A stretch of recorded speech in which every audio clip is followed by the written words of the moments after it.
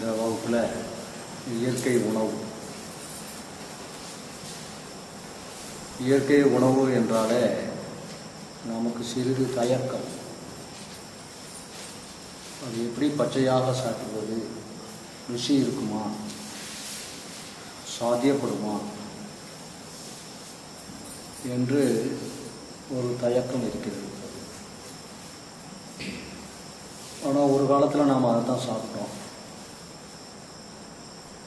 நெருப்பு கண்டுபிடித்து சேமித்து வைத்து சாப்பிடக்கூடிய ஒரு நிலை வந்த பிறகு தான் சமையலுக்கு வந்தோம். இப்போ இயற்கை உணவுக்கும் சமையல் செய்த உணவுக்கும் என்ன வேறுபாடு அப்படின்னு சொன்னால், இயற்கை உணவிலே உயிர் சக்தி அதிகமாக இருக்கு. அந்த இயற்கை அதை சார்ந்து இங்கு இருக்கக்கூடிய உயிர்களுக்கு ஏற்ப அந்த இயற்கை உணவு கொடுக்கிறது. இயற்கையை தயாரித்த உணவை கொடுக்கிறது. பழங்களாக, காய்கறிகளாக, கீரைகளாக. அது அப்படியே நாம் சாப்பிடும் பொழுது அதிகமான உயிர் சக்தி அதில் கிடைக்கும். நாம் சமையல் செய்துட்டா அதில் சத்து இருக்கும், ஆனால் உயிர் சக்தி இருக்காது. அதனால் நீங்கள் எந்த முறையில் எந்த உணவு எடுத்துக்கொண்டாலும் உள்ளே உயிர் சக்தி தான் உற்பத்தி ஆகிறது. அப்போ கொஞ்சம் ஒரு வேளையாவது நாம் இயற்கை உணவுக்கு திரும்பணும். நிறைய காய்கறி, கீரை, பழங்களை அதிகமாக எடுத்துக்கொள்ள வேண்டும். ஒருவேளை நாம் இயற்கைக்கு திரும்பினாலே அதில் போடக்கூடிய உப்பு, எண்ணெய், இன்னும் பலவிதமான தேவையில்லாத உணவுகளை தவிர்த்து கொள்ளக்கூடிய ஒரு வாய்ப்பு ஏற்படுகிறது. அதில் மிகச்சிறந்த உணவு எது அப்படின்னு சொன்னால், மிக உயரத்திலே வளரக்கூடிய தேங்காயும் பழங்களும் முதன்மையான உணவு. எது மிக உயரத்திலே வளர்கிறதோ அதுக்கு அதிகமான உயிர் சக்தி இருக்கிறது. ஏன்னு சொன்னால், புவியீர்ப்பை தாண்டி வளரக்கூடிய மரங்களிலே அந்த கனியோ, காயோ, கொட்டையோ நமக்கு அதிகமான உயிர் சக்தி கொடுக்கக்கூடிய உணவுகளாக இருக்கிறது. அதனால் தேங்காயும் பழங்களும் இயற்கையாளர்கள் குறிப்பிடுவது ஒரு மிகச்சிறந்த உணவு. தேங்காய் என்பது கூட ஒரு பழம்தான்.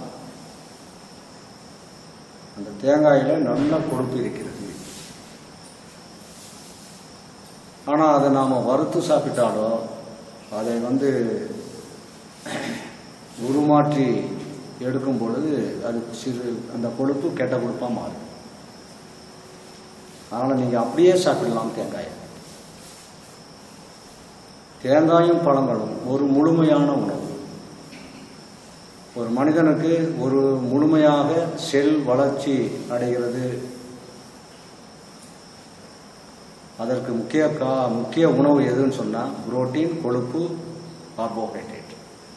இந்த 3 இருந்தால் அந்த செல்கள் நல்லா போசாக்காக வளரும். புரோட்டீன் வேணும், கொழுப்பு வேணும், சர்க்கரை வேணும். இப்போ நீங்கள் கொழுப்பு இருக்கக்கூடிய ஒரு உணவு எது அப்படி சொன்னால் தேங்காய் தான். நம்ம பாரம்பரியமான உணவு எடுத்துக்கொண்டா, நீங்கள் எண்ணெய் பலகாரம் நம்ம சாப்பிட்றதே கிடையாது. எப்போதுமே முந்தி ஏதோ வருஷத்துக்கு ஒரு தடவை ஒரு திருவிழா வரும்போது வீட்டில் முறுக்கு சுடுவாங்க, அதிரசம் சுடுவாங்க. அப்போதான் நமக்கு எண்ணெய் பலகாரம். எப்போதுமே வேக வைத்த உணவு அப்படிதான் நம்ம சாப்பிட்டோம். ஆனால் இன்னைக்கு இருக்கக்கூடிய உணவு பழக்க வழக்கங்கள் எப்படி இருக்குன்னா, நம்ம உணவிலே அதிகமான எண்ணெய் போட்டு அதை வறுத்து சாப்பிடக்கூடிய பழக்கம் வந்துடுச்சு. அப்போ நாம் தேங்காய் சாப்பிட்டோம், கடலை சாப்பிட்டோம், இந்த கொட்டைகள் சாப்பிட்டோம். அதன் மூலமாக புரோட்டீனும் கொழுப்பும் வந்தது. அதுக்கு ஏற்ப நல்ல கடுமையான உழைப்பு இருந்தது.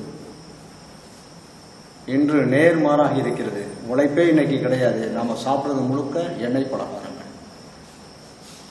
அதில் கெட்ட கொழுப்பு இருக்கக்கூடிய பலகாரங்கள் அதிகமாக சாப்பிட்றதுனால நமக்கு இருதய சம்பந்தமாக இருக்கக்கூடிய நோய், உடல் பருமன் நோய், மூட்டு வலி இருக்கக்கூடிய நோய், இந்த மாதிரி நிறைய நோய்கள் கெட்ட கொழுப்பினால் வருகிறது.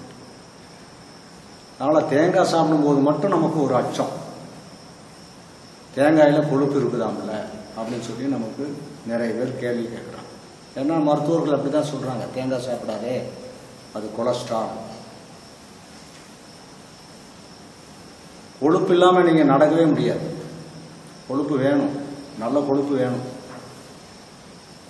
அப்போ தேங்காயிலே நல்ல கொழுப்பு இருக்கிறது. நீங்கள் தேங்காயை நிறுத்திடுவீங்க, கடையில் போய் வடை, போண்டா, பஜ்ஜி சாப்பிடுவீங்க. அதில் இருக்கக்கூடிய எண்ணெய்க்கு கேள்வியே கேட்க மாட்டோம். ஆனால் தேங்காய்க்கு மட்டும்தான் கேள்வி கேட்போம். தேங்காய் சாப்பிடக்கூடாது.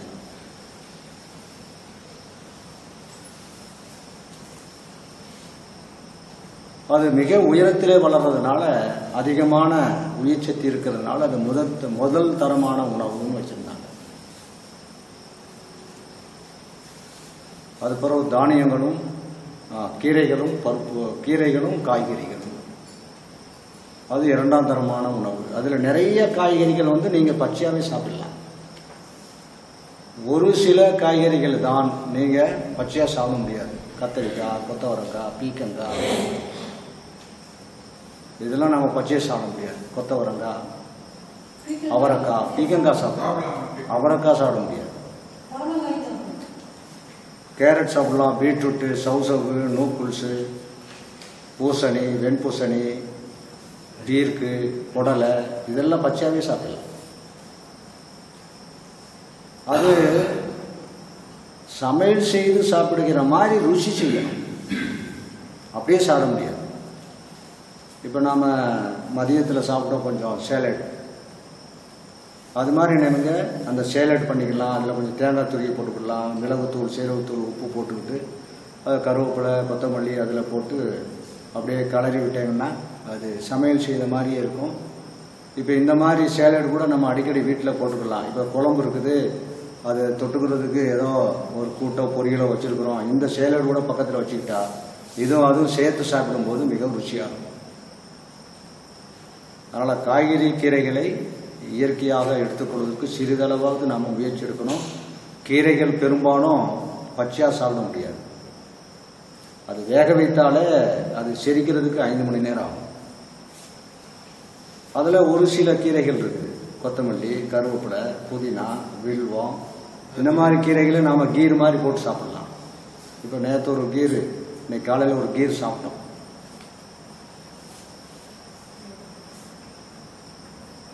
அது மாதிரி ஒரு 5 விதமான இலையில கீர் தயாரித்து சாப்பிடலாம். கொத்தமல்லி, கருவேப்பிலை, புதினா, வில்வம், வல்லாரை, இது மாதிரி கீரைகளை அப்பப்போ சேர்த்துக்கலாம். இதெல்லாம் நம்ம வீட்டில் இலவசமாக வீட்டிலே இருக்கும்.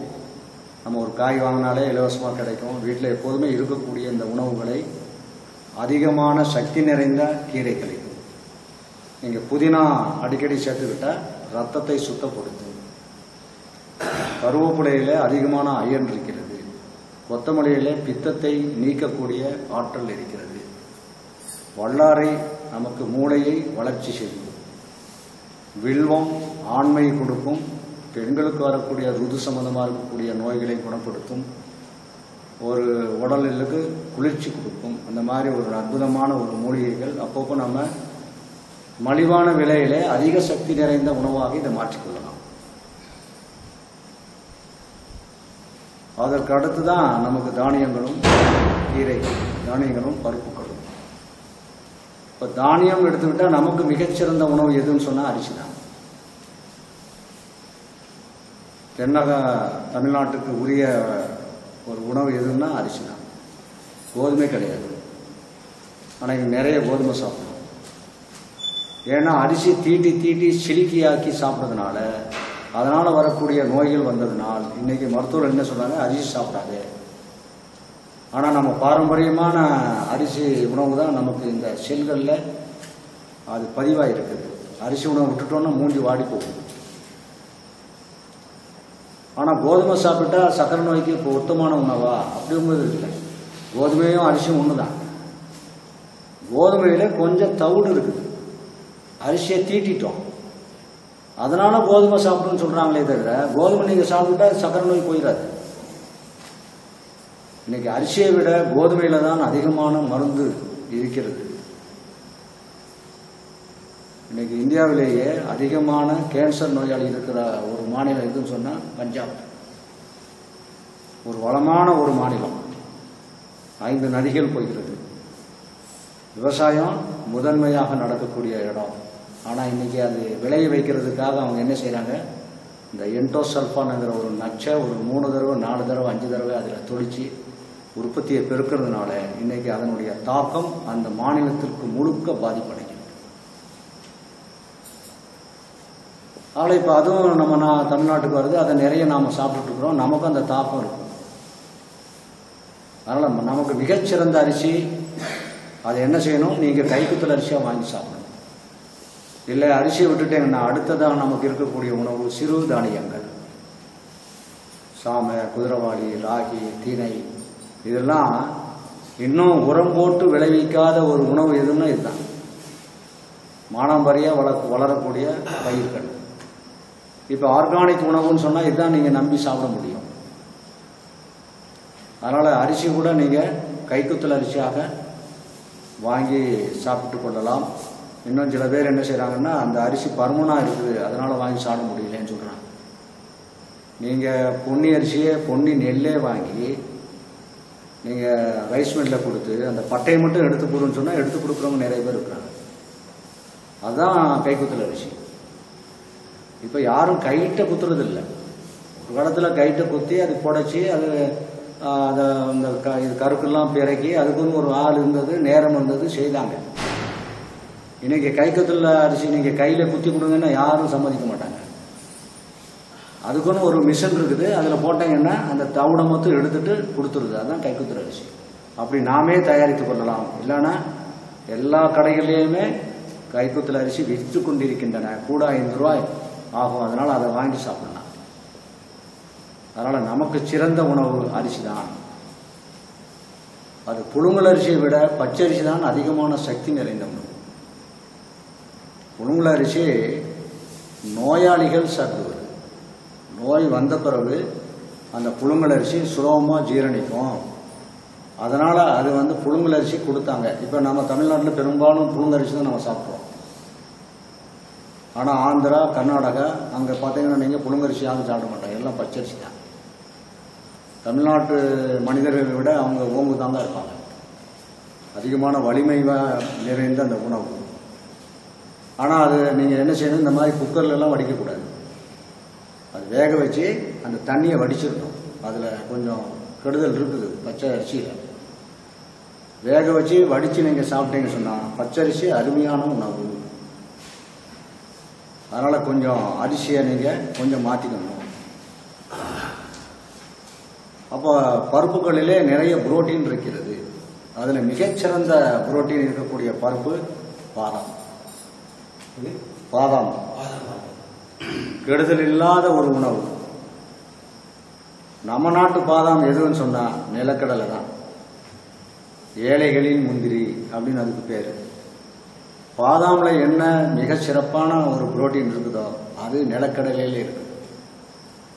நிலக்கடலை தினசரி யார் சாப்பிடுகிறாளோ அவள் இளமையாக இருப்பார்கள். அதில் ஒரு சத்து இருக்குது.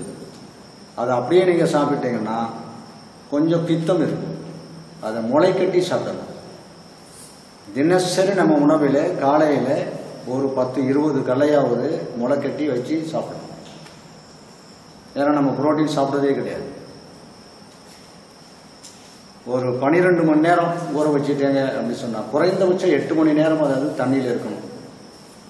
ஊற வச்சுட்டேங்கன்னா உள்ளே முளை கிளம்பி வந்துவிடும். அதுக்கு பிறகு நீங்கள் காலையில் அதை உணவோடு எடுத்துக்கொள்ளலாம். குழந்தைகளுக்கெல்லாம் அந்த மாதிரி ஒரு 10-20 பருப்பு நனைய போட்டு காலையில் கொடுக்கணும். அது ருசியும் செய்து கொள்ளலாம். கொஞ்சம் தேங்காய் துருவி போட்டு கொஞ்சம் தாளித்து கூட கொஞ்சம் உப்பு போட்டு கூட அது சுண்டல் கணக்க வைக்கலாம். இல்லை நீங்கள் அதை முளை கட்டியாச்சுனால அதுக்கு ஒரு தனி ருசியும் வந்துடும். அதனால் ஒரு இட்லி சாப்பிட்றோன்னு சொன்னால் இந்த 10 கல்லை 20 கல்லை கூட சாப்பிட்டுக்கணும் சேர்த்து. அதனால் மிகச்சிறந்த புரோட்டீன் பருப்புகளில் நம்ம தமிழ்நாட்டுக்குரியது நிலக்கடலை, பாசிப்பயிறு. இது கெடுதல் இல்லாத உணவு. கொண்டக்கடையில் நிறைய புரோட்டீன் இருக்குது. அது ஊற வச்சு நீங்கள் முளை கட்டி சாப்பிட்டாலும் அதில் இருக்கக்கூடிய புரோட்டீனுக்கு நீங்கள் வேலை கொடுக்கலைன்னா உடலை தொந்தரவு பண்ணும். அதனால் நிலக்கடலையும் பாசிப்பயிரும் நம்ம முளைக்கட்டி பயிர்களாக நம்ம சேர்த்துக்கொள்ளலாம். ருசியாகவும் இருக்கும். அதுக்கு அடுத்ததாக இருக்கிறது தான் கிழங்குகள். பூமிக்கு கீழே விளையக்கூடிய கிழங்குகள். அதில் அதிகமான ஆற்றல் இருக்கிறது. எந்த அளவு ஆற்றல் இருக்கிறதோ அதுக்கு சமமாக வாயு இருக்கிறது, காற்று இருக்கிறது. அப்போ கிழங்கு சாப்பிடக்கூடாதுன்னா சாப்பிடலாம். அது கொஞ்சம் குணங்களை மாற்றும். நீங்கள் உழைப்பு கொடுக்கலன்னு சொன்னால் உடலுக்கு தீங்கு கொடுக்கும். அதனால் கிழங்கு சாப்பிட்டா நல்ல வேலைக்காரன் சாப்பிடணும். நம்ம மாதிரி சும்மா உட்காந்துக்கிட்டு வேலை பார்க்காதவங்க இருக்கிறவங்க கிழங்குகளை தவிர்த்து கொள்வது நல்லது.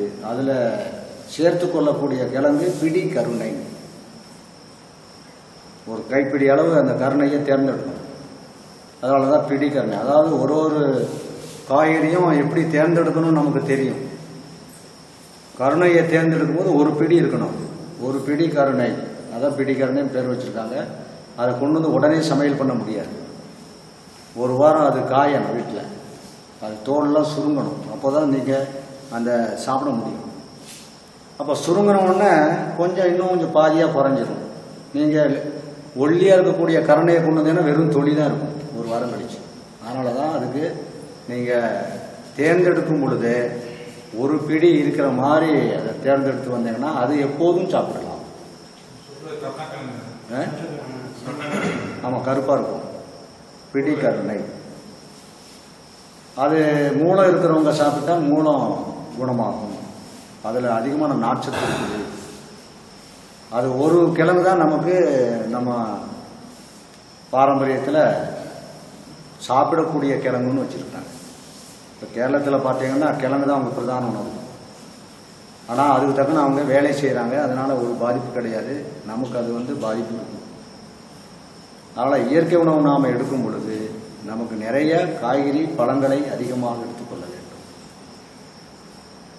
ஒரு குறைந்த அளவு புரோட்டீன் நமக்கு கிடைக்கணும், கொழுப்பு கிடைக்கணும். அதனால் முளை கட்டிய பயிர்கள், தேங்காய், பேரிச்சம்பழம், இந்த மாதிரி ட்ரை ஃப்ரூட்ஸ், இந்த மாதிரி இருக்கக்கூடியதை பலவிதமான உணவு இருக்கணும். காலையில் சாப்பிடணும். ஏதாவது ஒரு வேளை நான் அதை இயற்கைக்கு திரும்புறேன்னு சொன்னீங்கன்னா அது மிகச்சிறந்த வேலை எதுன்னு சொன்னால் காலை தான். இரவில் நீங்கள் கொஞ்சம் ஒரு பப்பாளியோ அரை பப்பாளியோ சாப்பிட்டு கொடுத்தீங்கன்னா ஒரு மணி நேரத்தில் செரிச்சிரும், பசிச்சிரும், தூக்கம் வராது. அதனால் காலை நேரத்தில் தான் அது மிக பொருத்தமான நேரம். ஒரு வேளை நாம் இயற்கை உணவு சாப்பிட்றோம்னு சொன்னால் வெறும் பழம் மட்டும் சாப்பிட்டு போகக்கூடாது. ஒரு மணி நேரத்தில் பயிச்சிடும். ஆனால் ஒரே பழமே அதிக அளவில் சாப்பிட முடியாது. குறைந்த அளவில் சாப்பிடும்போது வயிறு நிறையிற மாதிரி இருக்கும். அது பிடிக்காது, அதை விட்டுருவோம். ஒரு மணி நேரத்தில் பயிச்சிடும். அதனால் இயற்கை உணவுக்கு நாம் திரும்பணும்னு சொன்னால் நம்ம உணவில் எல்லாமே இருக்கணும்.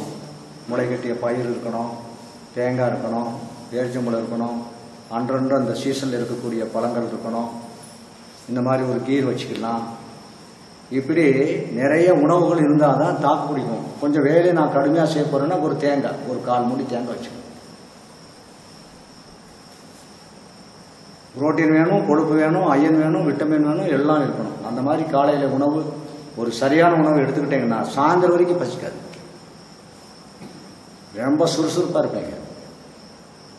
இப்போ நாம் என்ன மாதிரி சாப்பிட்டு பழகி இருக்கிறோம். இப்போ இருக்கக்கூடிய உணவுனுடைய பழக்கம் என்னன்னு சொன்னால் 3 வேளை அரிசி உணவு தான். காலையில் இட்லி, மத்தியானம் சாப்பாடு, சாயந்தரம் தோசை. 3ம் அரிசி தான். அது தொட்டுக்கிறது எதுவும் கிடையாது.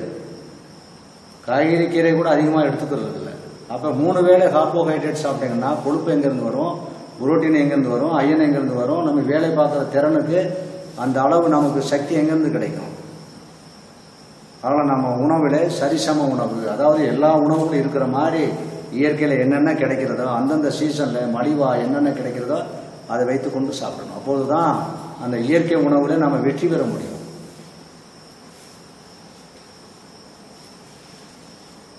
சமைக்காத உணவு எப்போ நாம் சாப்பிடுகிறோமோ அப்போ நமக்கு மலச்சிக்கல் என்பதே இருக்காது. நீங்கள் என்ன உணவு எடுத்துக்கொள்கிறீர்களோ அதே உணவினுடைய வாடை தான் மலத்திலே இருக்கும்.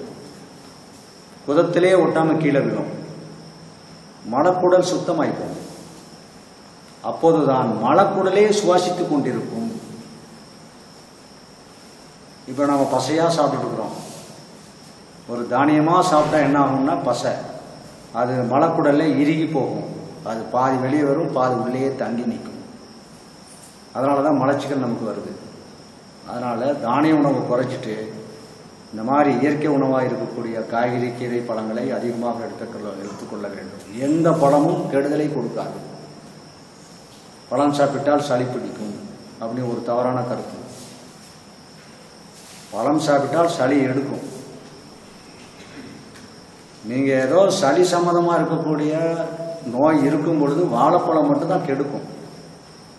மற்ற பழங்கள்லாம் சாப்பிடலாம். அந்த மாதிரி வீசிங் இருக்குது, சயம் இருக்குது, டிபி இருக்குது, ஆஸ்துமா இருக்குது, இஸ்னோபோலியா இருக்குது அப்படின்னு சொன்னால் அப்போ நாம் வாழைப்பழத்தை தவிர்க்கணும். மற்ற பழங்கள்லாம் எடுக்கலாம். அதனால் நம்ம உணவில் கொஞ்சமாவது, ஒருவேளை இல்லைன்னு சொன்னாலும் ஒரு பகுதி அளவாவது நம்ம உணவில் காய்கறி கீரை பழங்களை அதிகமாக எடுத்துக்கொள்ள வேண்டும். அப்போதான் நம்ம உணவு முழுமையாக கழிவாக வெளியேறும். இப்போ கொஞ்சம் ஒபிசிட்டி இருக்கிறவங்க இந்த மாதிரி ஒரு முயற்சி செய்தால் வேகமாக உடல் பருமன் நோய் குறையும். நீங்கள் பட்டினியே இருக்க வேண்டாம். ஒரு மாதம் நான் வெறும் பழங்களாக சாப்பிடுவேன், இல்லைனா வெறும் ஜூஸாக சாப்பிடுவேன். ஒன்றும் பட்டினி ஒன்றும் இருக்க வேண்டாம். பசிக்க பசிக்க பழமும் சாறும் சாப்பிட்டு கொண்டே இருந்தாலே உங்களுக்கு ஒரு மாதத்தில் 10, 20, 25 கிலோ குறைக்கும். என்ன, நீங்கள் சமையல் உணவு கொஞ்சம் ஏக்கம் இருக்கும். இதே சாப்பிட்டா வயிறு நிறைஞ்சிரும், எல்லாம் ஆக்டிவாக இருப்பீங்க, எல்லாம் இருக்கும். ஆனால் சமையல் உணவு சாப்பிடாத காரணத்தினால நமக்கு உடம்புல ஒரு ஏக்கம் இருக்கும். அதனால் நீங்கள் இதை உடனடியாக ஒரு மாதம் தொடங்காமல் கொஞ்ச நாளைக்கு ஒரு வாரம் சாப்பிடுங்க, அது பிறகு கொஞ்ச நாள் சமைத்த உணவு சாப்பிடுங்க, அது பிறகு ஒரு 2 வாரம் சாப்பிடுங்க.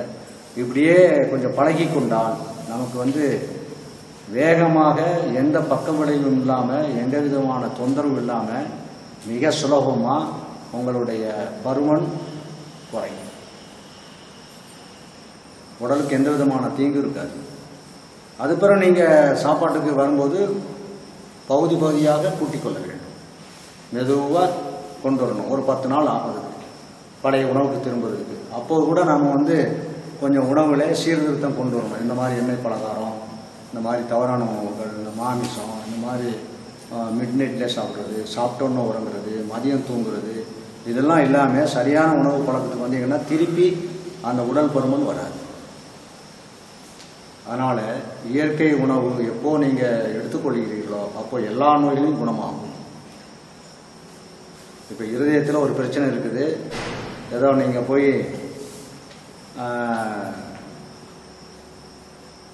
ஹாஸ்பிட்டலில் போய் பார்க்குறீங்க, ஒரு 2 அடப்பு இருக்குது, ஒரு அடப்பு இருக்குதுன்னு சொல்கிறாங்க. உடனே பயப்படாமல் நீங்கள் வெளியே என்ன செய்யணும்னு சொன்னால், அந்த நாளில் இருந்து ஒரு 10 நாளோ 20 நாளோ முழு இயற்கை உணவு, வெறும் பழங்களும் சாறுகளும் சாப்பிட்டு கொண்டு ஒரு மாதம் கழித்து அதே ஸ்கேலில் போய் பாருங்கள், புதிய இருதயமாக இருக்கும். நாம் உணவு பழக்கம் தான் இன்றைக்கி இருதய நோய்க்கு அதிகமான காரணம். இருதய நோய் வருவதற்கு வாய்ப்பே கிடையாது. அந்த காலத்தில் யாருக்கும் இருதய நோய் ஹார்ட் அட்டாக் வந்ததே கிடையாது. ஏன்னா இன்றைக்கி எண்ணெய் பலகாரம் அதிகமாக சாப்பிட்றோம். அதில் பேடு கொழுப்பு இருக்கக்கூடிய எண்ணெய் பலகாரம், கலப்படமான பலகாரம், அதெல்லாம் நிறைய சாப்பிட்றதுனால அந்த எண்ணெய், அந்த தேவையில்லாத கொழுப்புகள்லாம் அந்த இரத்த நாளங்களில் படிந்து அதை அடைக்கி கொள்ளக்கூடிய அளவுக்கு வருகிறது. நீங்கள் உடற்பயிற்சி பண்ணாலும் அது போகாது. அதனால் நல்ல உணவுகளின் மூலமாகத்தான் அது கழிவாக வெளியேற்ற வேண்டும். அந்த மாதிரி பயம் இல்லாமல் இருதய நோயை குணப்படுத்தலாம். ஒரு கேன்சரே வருதுன்னு வச்சுக்கோங்க, ஆரம்பத்தில் நீங்கள் கேன்சர் வர்ற மாதிரி ஒரு அறிகுறி தெரிகிறதுன்னு சொன்னாலே அன்றையிலிருந்து நீங்கள் இயற்கை உணவுக்கு திரும்பிட்டீங்கன்னா கேன்சர் நீள். நிறைய பேர் இதில் வெற்றி பெற்றிருக்கிறார்கள். நிறைய பேர் புக் எழுதியிருக்கிறாங்க அவங்களுடைய அனுபவத்தை. ஆனால் நாம் போய் அந்த கேன்சர் முத்தின பிறகு போய் அங்கே போய் மின்சாரத்தின் மூலமாக அது ஏதோ வழியெல்லாம் பண்ணி அது ரொம்ப பரவி அது பிறகு நீங்கள் சாப்பிட்டீங்கன்னா ஒன்றும் வேலை நடக்கும். ஆரம்பத்திலே அந்த மாதிரி உணவுகளை எடுத்துக்கொள்ள வேண்டும். நாம் தினசரி ஒரு வேளையாவது இயற்கை உணவுக்கு திரும்பணும். அப்போ உடம்பு லேசாக இருக்கும், உடல் கழிவுகள் வெளியேறும், அதிகமான உயிர் சக்தி சேமிக்கப்படும், நமக்கு நோய் வராமல் பாதுகாக்கும். அதனால் இயற்கை உணவு என்று சொன்னாலே நமக்கு ஒரு தயக்கம் இருக்கிறது பாருங்கள். இப்போது ஒரு விழிப்புணர்வு வந்திருக்குது. முந்தி மாதிரி இல்லை. இப்போ நிறைய பேர் சாப்பிட ஆரம்பிச்சிட்டாங்க. நிறைய பழக்கடைகள் ஒவ்வொரு ஊர்லேயுமே பழக்கடைகள் அதிகமாக வந்துகிட்ருக்கு. ஒரு வரவேற்பு பண்ணக்கூடிய ஒரு செயல். லாலாக்கடையும் பேக்கரி தான் அதிகமாக வந்துட்டு இருந்தது. இப்போ பழக்கடையும் அது ஈக்குவலாக வந்துட்டு இருக்கு. ஏன்னு சொன்னால் எல்லா மக்களும் கொஞ்சம் விழிப்புணர்வு வந்திருக்கு. பழம் சாப்பிடணும்னு தோணுது. நாம் கூட அந்தந்த சீசனில் என்ன பழம் வருகிறதோ அந்த பழங்களை வாங்கி சாப்பிட வேண்டும். இப்போ மேலே ஆஸ்திரேலியாவிலேருந்து ஒரு ஆப்பிள் வருது, அங்கே ஒரு ஸ்ப்ரே பண்ணி ஒரு விலை அதிகமாக இருக்கக்கூடிய விலையில விற்கிறாங்க. அதை வாங்கி சாப்பிட வேண்டிய அவசியம் இல்லை. மலிவாக கிடைக்கக்கூடிய பழங்களை வாங்கி சாப்பிடலாம். இயற்கை என்ன சொல்லுகிறதுன்னு சொன்னால், ஒரு மனிதன் எங்கு வசிக்கிறானோ அதை சுற்றி என்ன விளைகிறதோ அதுதான் அவனுக்கு மிகச்சிறந்த உணவு. நமக்கு பொருத்தமான உணவு எதுன்னு சொன்னால் மாம்பழம், பலாப்பழம், வாழைப்பழம், கொய்யாப்பழம், சப்போட்டா பழம், இதுதான் நமக்கு மிகச்சிறந்த பழம். ஆப்பிள் கொண்டு வந்து கொடுக்குறாங்கன்னா ஒரு மலிவாக இருந்தால் வாங்கி சாப்பிடலாம். நமக்கு மிக பெருமையான ஒரு பழம் அது இல்லை. அதனால் அந்தந்த பகுதியில் என்ன விளைகிறதோ அந்த பழங்களில் அதிகமான உயிர்சக்தி அதிகமாக இருக்குது. அங்கு வசிக்கக்கூடிய மனிதனுக்கு ஏற்ப, அந்த வெப்பத்தட்பத்திற்கு ஏற்ப அங்கு கனிகளை இறைவன் கொடுக்கிறான். காய்கறிகளையும் கனிகளையும் கொடுக்கிறான். அதே நம்ம வாங்கி சாப்பிடணும். காய்கறியில் கூட நாட்டு காய்கறி தான் நமக்கு பொருத்தமான காய். சுரக்காய், பீக்கங்காய், அவரைக்காய், புடலங்காய், தக்காளி, இது நாட்டு காய்கறி. இது நிறைய வாங்கி சாப்பிடணும். இதுலேயும் மருந்து அடிக்கிறாங்க. மருந்து இல்லாத இப்போ உணவு வர்றதில்லை. இப்போ ஆர்கானிக் கொஞ்சம் புதுசாக நிறைய பேர் முயற்சி பண்ணுறாங்க. கொஞ்சம் வரவேற்பு இருக்குது. கொஞ்சம் பரவி கொண்டு வருகிறதுன்னு சொன்னால் சாதாரண மனிதன் வாங்கி சாப்பிடக்கூடிய அளவுக்கு அது இன்னும் வரலை. அது கூட அந்த ஆர்கானிக்கில் அவங்க செய்கிறாங்களான்னு நம்பகத்தன்மை இல்லை. அதனால் கொஞ்சம் அச்சம் இருக்குது. ஆனால் இன்னும் வருகிற காலத்தில் அது ஆர்கானிக்கு மலிவாக கிடைக்கக்கூடிய வாய்ப்பு வரும். அப்போ நாம் இந்த காய்கறிகள்லாம் சாப்பிடாமல் இருக்க முடியுமா அப்படின்னு சொன்னால் சாப்பிட்டே ஆகணும். விஷமே சாப்பிட்டாலும் இந்த உடல் நோய் எதிர்ப்பு சக்தியோடு வைத்துக்கொள்ள வேண்டும். ஒரு சில காய்கறிகளில் அதிகமான மருந்து அடிக்கிறாங்க. அந்த காய்களை நீங்கள் தவிர்த்து கொள்ளலாம். அதில் அதிகமாக மருந்து அடிக்கிற இப்போ இருக்கக்கூடிய நாட்டுக்காய் எதுன்னு சொன்னால் கத்தரியும் அவரைக்காய். இது நிறைய விவசாயிகள் அவங்களே வெளிப்படுத்துகிறாங்க. கத்திரிக்காய் சாப்பிடாங்க, அவரைக்காய் சாப்பிடாங்க. ஏன்னு சொன்னால் மற்ற காய்கறிகளே ஒரு தடவை 2 தடவை போடக்கூடிய மருந்து இங்கே 5-6 தடவை அந்த மருந்தின் மூலமாக அதை அடித்தாதான் அந்த பூச்சிகளை மட்டுப்படுத்த முடியும். ஆனால் ஒரு விவசாயி ஒரு 50 ஏக்கர் விவசாயம் பண்ணக்கூடிய ஒரு விவசாயி இந்த மேடையில் பேசினாங்க. தயவு செஞ்சு கத்திரிக்காயும் அவரைக்காயும் சாப்பிடாதீர்கள். ஏன்னா நான் அதைத்தான் விளைய வைக்கிறேன். அது அதிகமான நச்சு நிறைந்த உணவு. அப்படியே என்னால் கத்திரிக்காய் சாப்பிடாமல் இருக்க முடியாது, அவ்வளோ ருசி அது, நான் சாப்பிட்டே தீருவேன்னு சொன்னால் மார்க்கெட்டில் போய் சூத்த கத்திரிக்காய் வாங்கிட்டு வந்து சாப்பிடுங்கிறாங்க. சூத்த கத்திரிக்காயில் அவ்வளவு மருந்து இருக்காதான்.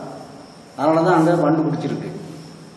அதனால் சூத்த கத்திரிக்காய் வாங்கிட்டு வாங்க, அதை கொஞ்சம் சூத்தை எடுத்துட்டு அதை சமையல் பண்ணி சாப்பிடுங்க, அவரைக்காய் வாங்காதுங்கன்னா.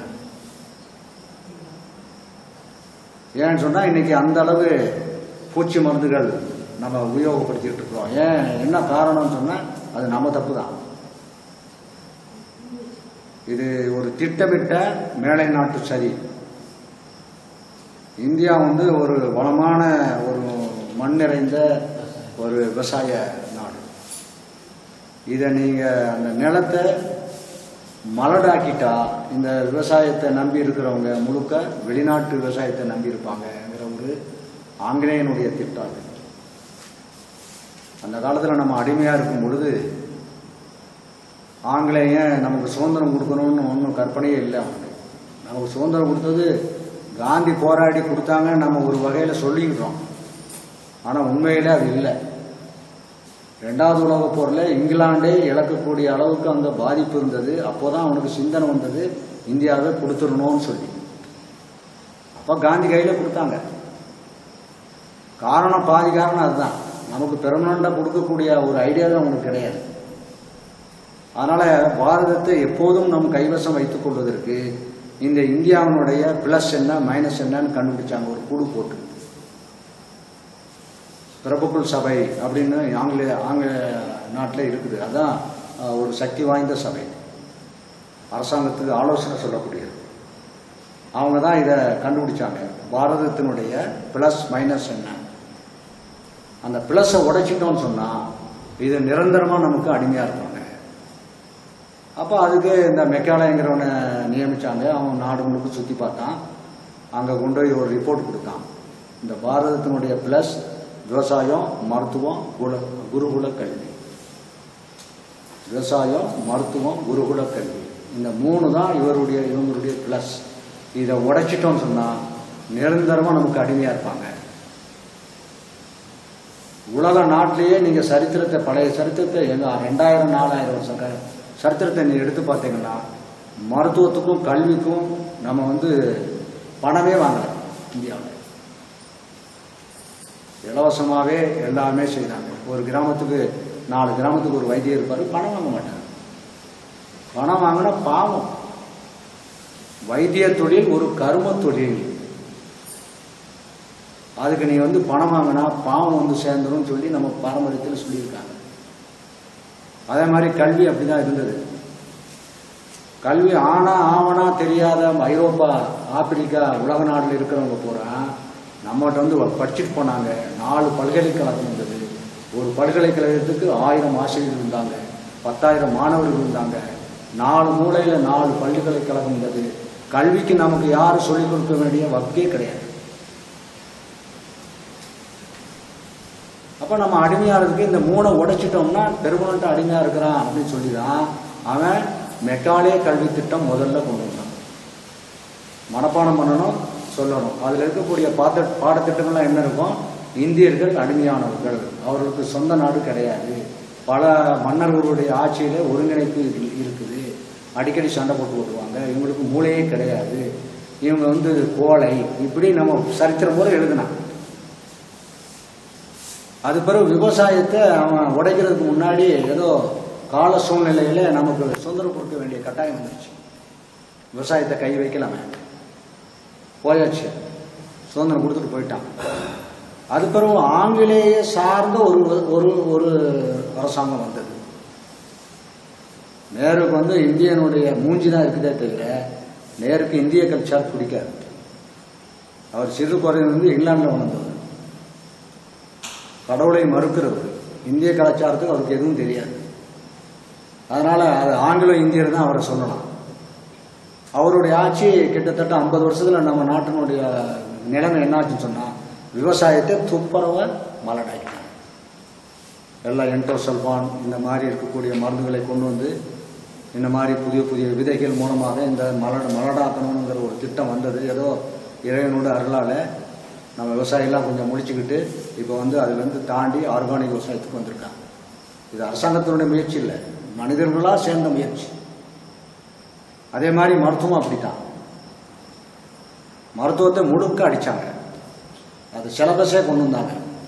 இந்தியாவில் எது எது சிறந்ததுன்னு சொன்னாங்களோ அதெல்லாம் போய் திட்டமிட்டு ஒரு மருத்துவர்களுக்கு பாடம் சொல்லி கொடுக்கக்கூடிய பாடத்திட்டம். அதில் நமக்கு இந்த எண்ணெய் நம்ம பாரம்பரியமான எண்ணெய், நல்லெண்ணெய், கடலெண்ணெய், தேங்காய் எண்ணெய் நம்ம சாப்பிட்டு இருந்தோம். அது முழுக்க பேடு கொலஸ்ட்ரால்னு சொல்லி பிரச்சாரம் பண்ணாங்க. அதுக்கு மாற்று என்னன்னு மக்கள் கேட்டாங்க. அப்போ சூரியகாந்தி சாப்பிடு, ஆலிவ் ஆயில் சாப்பிடுன்னு சொல்லி அவன் எண்ணெய் இங்கே கொண்டு விற்கான். அதனால் விவசாயத்தில் இன்னைக்கு மருந்து அடிக்கிறதின் மூலமாக நம்முடைய அந்த ஒரு தடவை மருந்து அடித்து பழக்கம் வந்ததுனால என்ன ஆகுது, இந்த விவசாயத்தில் இருக்கக்கூடியதாக இருக்கட்டும், இல்லை மனிதனுடைய உடலிலே அமைப்பாக இருக்கட்டும், நம்ம உடலிலே 90% நன்மை செய்யும் கிருமிகள் இருக்கிறது. அதே மாதிரி பயிர்களிலே 90% நன்மை செய்யும் கிருமிகள் இருக்கிறது. 10% கெடுக்கிற கிருமி இருக்குது. அந்த 10% கொள்றதுக்கு இந்த என்டோசல்பான் மாதிரி மனிதர்களுக்கு வலி நிவாரண மாத்திரையை விட்டுட்டு இது ஒரு ஆற்றல் வாய்ந்த ஒரு மருந்து வந்தது. அதன் மூலமாக நமக்கு அந்த மாத்திரையோ அந்த மருந்தோ நீங்கள் சாப்பிட்டீங்கன்னு சொன்னால் விவசாயத்தில் என்ன நடந்ததோ அதே இதுதான் இங்கேயும் நடக்கும். ஒரு தடவை என்டோசல்ஃபான் அடிச்சாச்சுன்னு சொன்னால் 100% பூச்சி கொண்டுருவாங்க. நன்மை செய்யக்கூடிய கிருமியும் செத்து போகும். அப்போ திருப்பி என்ன ஆகும், திருப்பி பூச்சி விழுந்துக்கிட்டே இருக்கும். அப்போ திருப்பி மருந்து அடிக்க வேண்டிய நிலைமை வந்துருச்சு. அதனால தான் இன்றைக்கி எல்லாமே மருந்து அடிப்பதன் மூலமாக எல்லா காய்கறிகளும் கெட்டு போச்சு. இப்போ அதனால் நமக்கு விவசாயத்தில் இருக்கக்கூடிய காய்கறிகளை நம்ம சாப்பிடும்போது பச்சா சாப்பிடலாமான்னு ஒரு அச்சம். பச்சா சாப்பிடும்போது பாதிப்பு அதிகமாக இருக்கணுங்கிற ஒரு அச்சம். நீங்கள் சமையல் செய்து சாப்பிட்டாலும் பச்சையாக சாப்பிட்டாலும் ஒரே பாதிப்பு தான். அதனுடைய பாதிப்பு நிச்சயமாக இருக்கும்.